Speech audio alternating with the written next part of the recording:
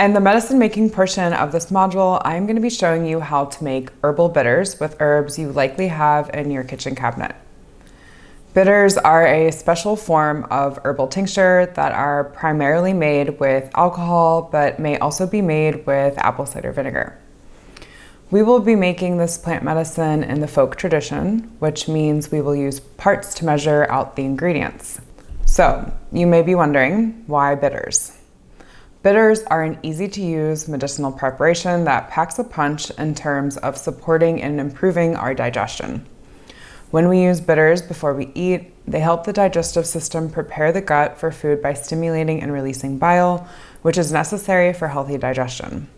Bitters are typically explicitly recommended when digestion is stagnant, when there's a lack of bitter elements in the diet, something that is incredibly common in the Western world, when intense cravings are present, or when frequent eating occurs due to emotions. Bitters are commonly prepared with a combination of bitter, aromatic, and carminative herbs, often including chamomile, orange peel, dandelion root, ginger root, fennel, cinnamon, cardamom, and gentian root. While bitters are typically taken in tincture form, a bitter tea or bitter foods can be used to produce similar effects. It's ideal and most effective to take bitters 15 to 20 minutes before eating. As many bitter formulas are unique and include a wide array of herbs, you must first check for contraindications before using them. It is worth noting that many herbal bitters are not recommended for pregnancy.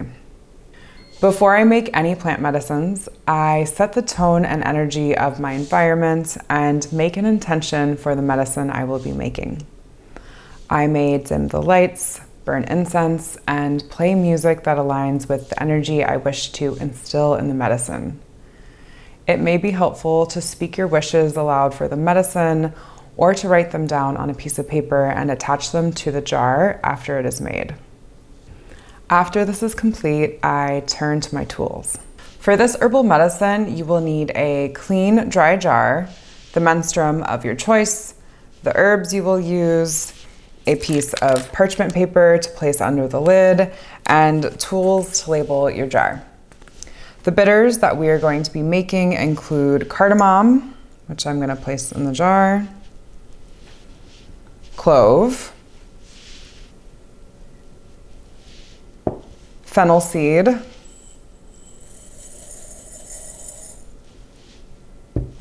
and orange peel. I use dried orange peel, but you could also use fresh orange peel to reuse your kitchen waste.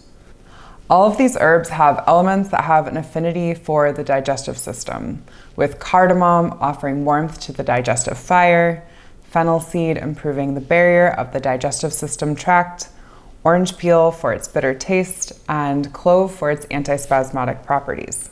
These are just very short snippets of what these herbs offer to the formula.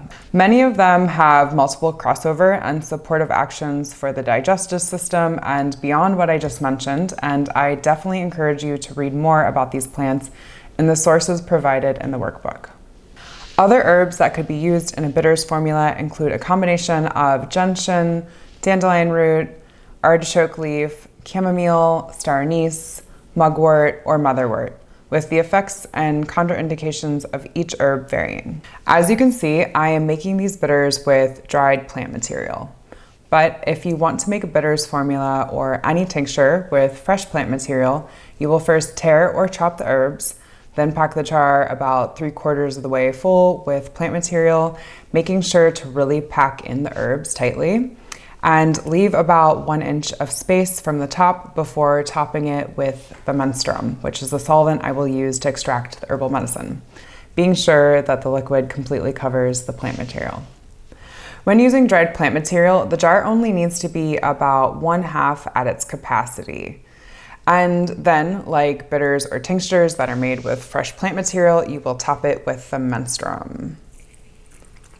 The menstruum I'm using here is organic 100 proof cane alcohol, and it is my preferred proof of alcohol and type of alcohol for making tinctures, especially when I'm using fresh plant material. My rule of thumb when making most tinctures is that I never go below 80 proof alcohol. And while it's true that you can make infused wines and use less strong alcohol in some medicines, I find most herbs are best tinctured when kept within the parameters of 80 to 100 proof. I highly suggest sourcing organic cane alcohol when at all possible. It is typically more expensive, but as we are making medicines, I feel pretty strongly about using materials that are organic. I primarily make tinctures with vodka and occasionally brandy, but you can also follow these directions and make bitters with apple cider vinegar to create an alcohol-free version.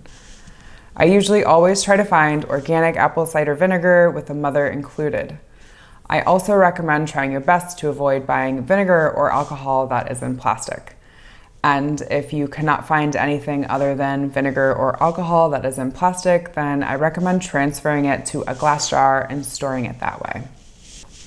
With this part of the medicine making process, I like to allow the liquid to settle and slowly top it off with alcohol until the plant material is covered. And when I'm using dried plant material, I like to ensure that all of the plant material is covered.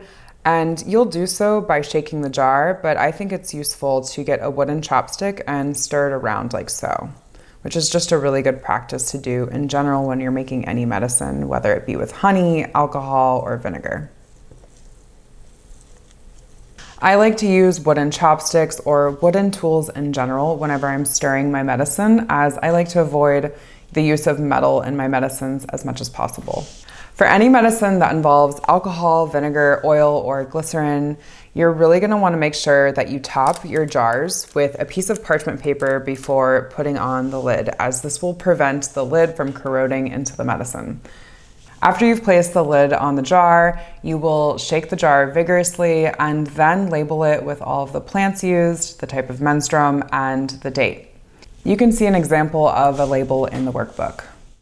The last part in this process is storing the jar in a warm, dry area and shaking it daily or as often as you remember for 4 to 6 weeks. After this time has elapsed, strain the plant material from the liquid using a cheesecloth or fine mesh strainer, compost the plant material, and store the tincture in a cool, dark place, making sure to label that jar as well.